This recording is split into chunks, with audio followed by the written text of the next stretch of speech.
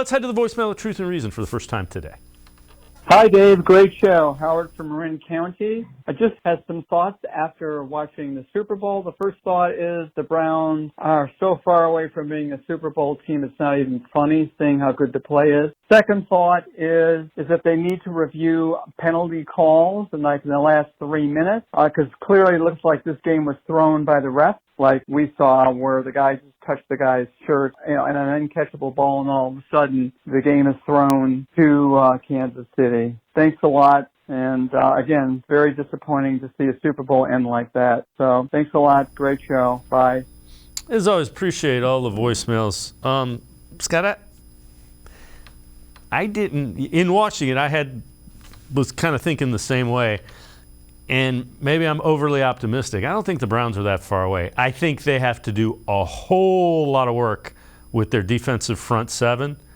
And if they do that, the piece of, you give me a wide receiver that can run vertically and horizontally, I think you're close to being there. Yeah, I mean, it goes back to the first topic, Dave, is if your quarterback plays at an elite level, then you have a chance. And the Browns are counting on Deshaun Watson to do that. And obviously, how he played the final 6 games this year, that's not nearly good enough. But if he plays like he did in 2020, and you surround him with guys with talent, and the Browns have some of that, right? They have Nick Chubb, they have Amari Cooper, they have David Njoku, they have a good offensive line. I think plenty of teams would like, I guess my point is, if you compared them with Kansas City, I don't know if there's a big gap. And I thought Kansas City's offensive line was outstanding last night. The Eagles have an outstanding offensive line. So I think there are pieces in place for the Browns where if you get that type of quarterback play, they're not that far apart or far away. Now, yeah, you're 100% right. The D-line needs 3 new starters. You need more speed at receiver. But I think if you got that, kind of transcendent quarterback play, that's asking a lot. But that's what they're paying Deshaun Watson for. If you get that, I think everything else looks better, because I don't think the Chiefs are a perfect team. They had a bunch of rookies starting on defense, yet they have a great quarterback and score a ton of points and win a Super Bowl. Yeah, and think of the guys they had at wide receiver. I mean, Kadarius Toney, the Giants basically gave him to the Chiefs.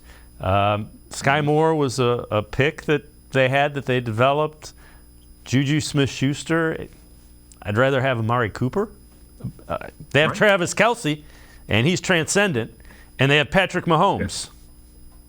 Yeah, no, I think that's a great point. And when, we talk about the Browns' priorities for the offseason, and we've had this discussion, I tend to put receiver a little bit lower because great offenses can make it work without 5 studs at receiver, right? I mean, yes, they have Travis Kelce, and then there's a drop-off. The Eagles have 2 really good receivers. But they're also not paying their quarterback a ton of money because he's on a rookie contract. So, I think you can make it work if your quarterback plays at a really high level. And it's not like the Browns don't have anything at receiver. They have Amari Cooper. They have Donovan Peoples-Jones. I think you throw David Njoku in the discussion. Now, this doesn't mean they don't need to get better, but I would be surprised if they spent a ton of money at that position in free agency. Now, maybe it's a second-round pick, and then you find a cheaper veteran, and you put those guys in the pile, and you say, okay, that's going to be enough, because that kind of feels like what the Chiefs did.